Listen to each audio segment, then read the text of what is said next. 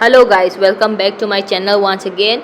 Ngasi sina electricity kit gi third suba video oidoine part 1 ga part 2 ga yengbido mi yahau taraga su mayam yahau draga su yengbiyo part 1 and part 2 do yam interesting oiba video ne electricity gi maramda bulb light generate tawba aduga motor ungaga fan unghan ba helicopter da adugumba gi video singdo e hana mamang video do thajagrabne ngasi gi sina LED light use tawraga mai than bagi video ne ado angang na su yam interest oibane dum video ji yang kan ju khangbi gani boko ado mayam video je haujarage. Let's start. X mastery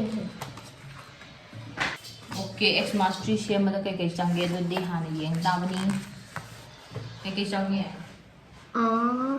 X mastery model or the X mastery form base. Idi am lai da nang sam hai ni ne tagla nang sam ta boko The battery well LED light Swiss LED LED light push pin glue LED light si lai re switch karai no switch si lai re adegi LED light lai re switch lai re battery lok thora ge ko okay lok thora ge easy oi na si helicopter sam ba kan da yam sam na da su ya ni lai re ko duga si option bi ra ge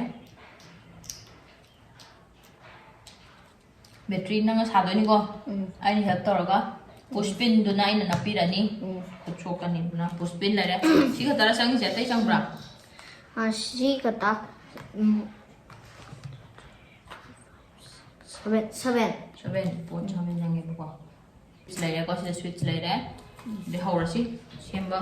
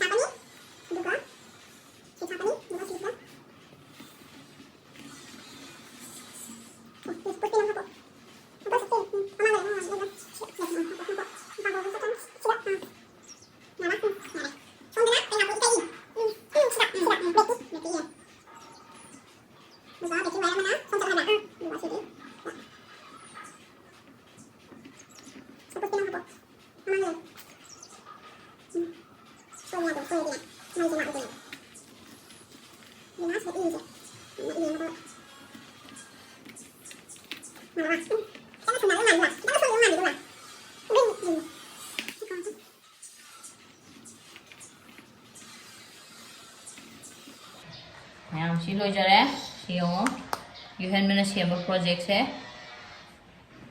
80% success ore ngasai gi si hapchalaga pura success ore ni chumbra aduidi yeng si hapa ka da kamai tawge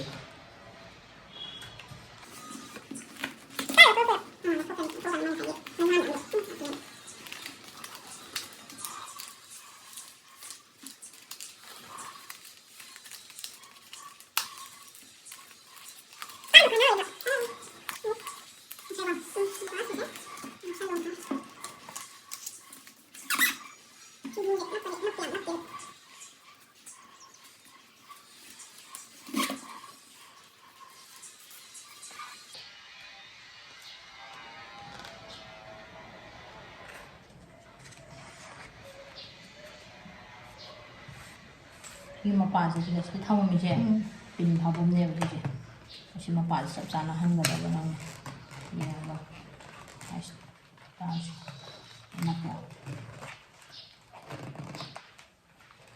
하나 Channel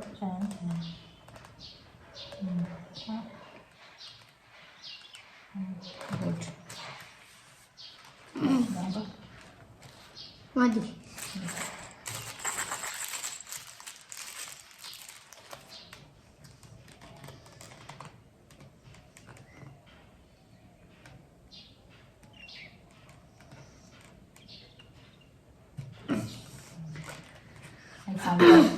success or well.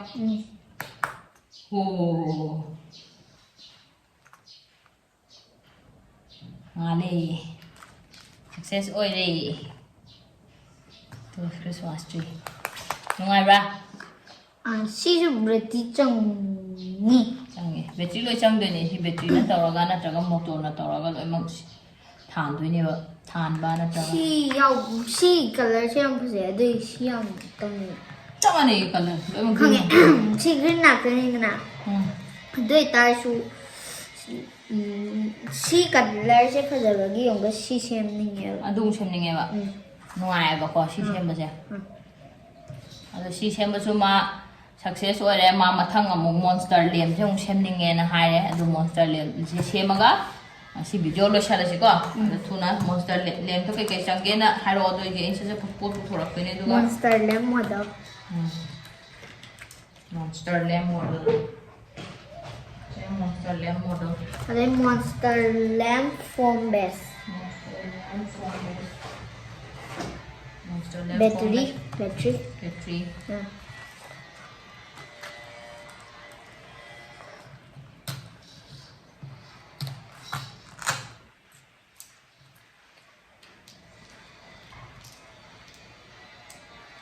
Swiss pillow, Swiss. Ada LED. LED light. LED light. Duga. Ada ini push pin. Push pin sila deh. Ada ini glue light. Okay, harus sih program han pokoknya no masih itu. Si hana box hem tu ni bokor masih.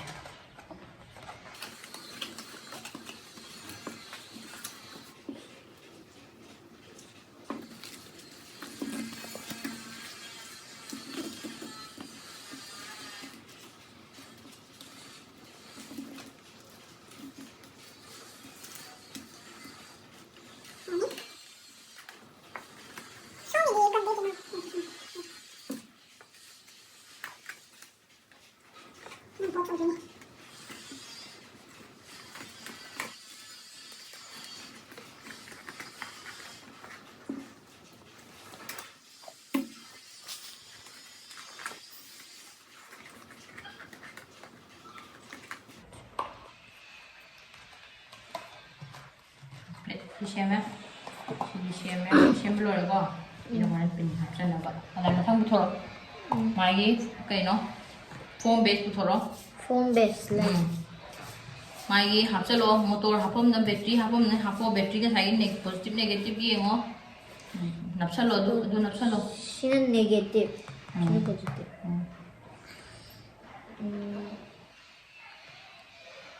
Black is nakai no. Black is negative. Adum na po horan ay yang. Black Duga. sudah. Adum dunga ko. Mathangi kano napsalo LED light han napsalo.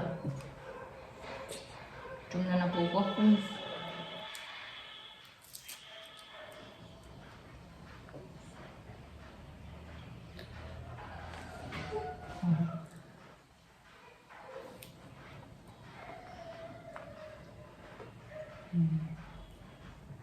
Nara.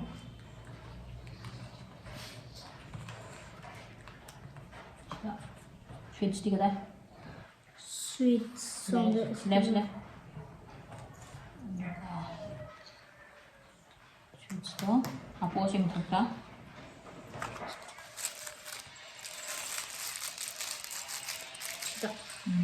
Push pin. Apa ge? Apa? Thì cái nó si cái nó sẽ là sẽ positive và sẽ lùi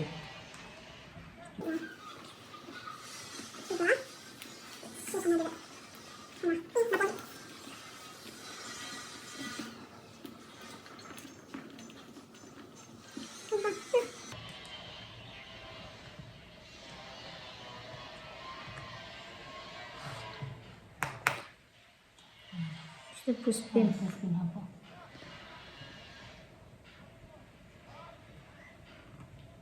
Chumrang hai positive negative to chumna hapadi ko chumna tholakani ba duga he lan hapada mai do kai do ba mai ma mo du Don't go to spin spin. hapo.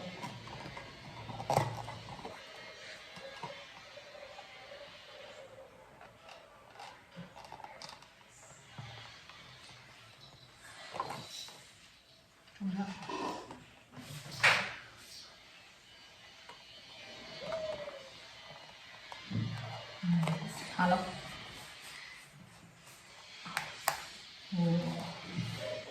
Ngale. Success ore si masu project ma mami chu i honde ura. Mami manu ura. Ya khatho ga monster gi. Moi monster lem sa bu su loi re. Mai No monster lamb na. I manung Khá chang. thật. Je ya. She mà biết ủ này sẽ sticky green light. Ya ba. Ngai si. mayam si video se side lo sanjarage electricity kit ki ado mayam nungai taraga di like share and subscribe to biramo aduga mamangi video ani do ya yeng da yaw taraga di link hapsaramge adudagi changaga yeng biro ado ngasi go ena di video je side lo salage bye bye take care see you again soon